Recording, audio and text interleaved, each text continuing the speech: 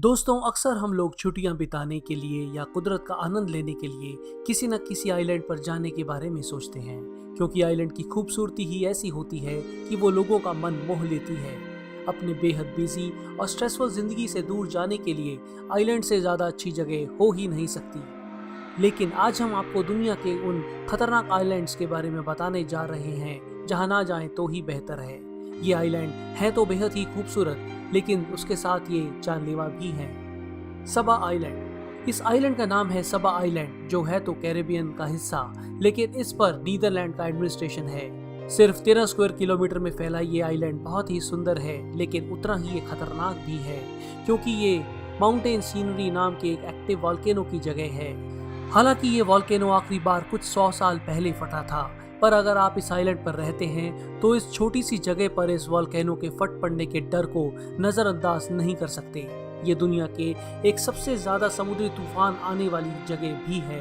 इस तूफान की वजह से आइलैंड के आसपास कई जहाज टूटकर डूब गए हैं। फिलहाल इस आइलैंड पर 2000 के करीब लोग रहते हैं। रामरी आइलैंड। म्यांमार के रामरी आइलैंड को क्रोकोडाइल आइलैंड भी कहते हैं। यहाँ खारे पानी की कई झीलें हैं जो खतरनाक सॉल्ट वाटर क्रोकोडाइल से भरी पड़ी हैं। आपको बता दूं कि सॉल्ट वाटर क्रोकोडाइल दुनिया के सबसे बड़े और खतरनाक क्रोकोडाइल्स हैं। इनकी लंबाई 6 मीटर तक हो सकती है। इस आइलैंड का नाम Guinness book of world record में दर्ज है, क्योंकि इस आइलैंड पर रहने वाले खतरनाक क्रोकोडाइल्स ने सबसे ज्यादा लोगों को नुकसान पहुंचाया है। सेकेंड वर्ल्ड वॉर के समय 1000 के करीब जापानी सैनिक इस आइलैंड से होकर गुजर रहे थे, लेकिन यहाँ के खतरनाक क्रोकोडाइल्स ने उन पर हमला बोल दिया और उन्हें जिंदा ही चबा गए। सिर्फ 20 सैनिक ही बचकर जिंदा वापस जा पाए थे। बाकी के 980 सैनिकों को या तो क्रोकोडाइल्स ने खा लिया, कुछ पानी में डूब गए और बाकी वहां से कहीं ना जाने के कारण भूख और प्यास से मारे गए। गयाओला आइलैंड। ये इटली का गयाओला आइलैंड है, जिसे शापित माना जाता है। नेपल्स की खाड़ी में स्थित इस छोटे से आइलैंड की कहानी बेहद ही भयानक है।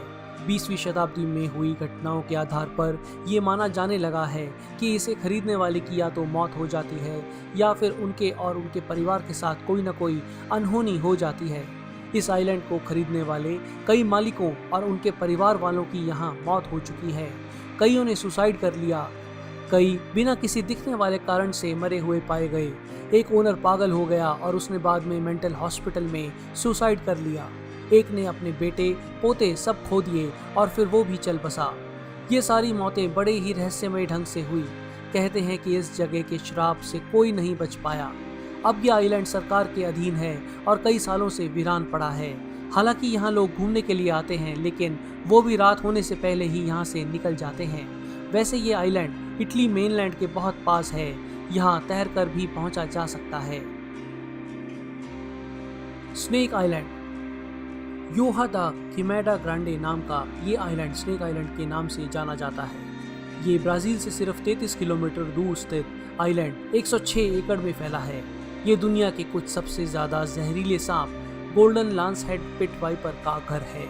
यहाँ ये हजारों की संख्या में रहते हैं। ये सांप इस आइलैंड पर मौजूद पक्षियों का शिकार करता है। ये आइलैंड एक समय ब्राजील की मेनलैंड से जुड़ा था। समुद्र के बढ़ते स्तर ने आज इसको अलग कर दिया है। ये सांप यहीं फंस गए और समय के साथ काफी पनप गए। वर्षा वनों और गर्म तापमान के कारण ये जगह इनके अनुकूल भी है। इस जगह पर इतने ज्यादा सांप होने के कारण ब्राजील सरकार ने यहाँ सिविलियंस का जाना बैन कर रखा है।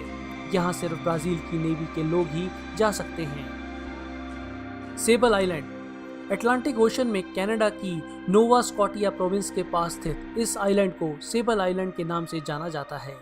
42 किलोमीटर लंबे और 1.5 किलोमीटर तक चौड़े इस आइलैंड को आइलैंड ऑफ सैंड और ग्रेवयार्ड ऑफ अटलांटिक भी कहा जाता है।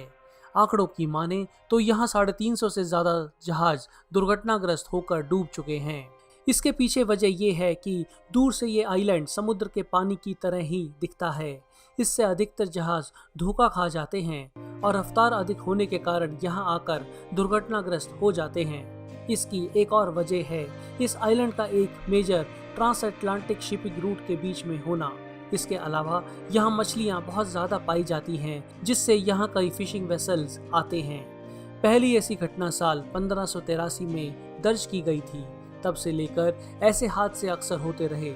आखिरी ऐसी घटना साल 1999 में हुई थी। साल 1873 में लाइट हाउस बना देने के बाद यहाँ घटनाओं में काफ़ी कमी आई है। कनाडा सरकार ने इस जगह को साल 2011 में एक नेशनल पार्क बनाने का फैसला किया। ये जगह वहाँ पाए जाने वाले सेबल आइलैंड हॉर्स के लिए मशहूर है, जो उस दुनिया में सिर्फ यहीं पाया जाता है। यहाँ एक रिसर्च स्टेशन है जिसको सेबल आइलैंड स्टेशन कहते हैं। इसमें 6 से 10 लोग तक सारा साल रहते हैं। इसके अलावा यहाँ और कोई इंसान नहीं रहता। अगर आपको यहाँ घूमने जाना हो तो इसकी स्पेशल परमिशन लेनी पड़ेगी, पर अगर आप इस शिपिंग रूट से सफ़र भी कर रहे हैं तब भी ये आइलैंड एक खतरा तो है ही। दोस्तों, आपको ये वीडियो कैसा लगा मुझे कमेंट्स में बताएं। ऐसे ही किसी और टॉपिक पर वीडियो देखना हो तो भी लिखें। इस चैनल को सब्सक्राइब करें और बेल के निशान को भी दबाएं। धन्यवाद।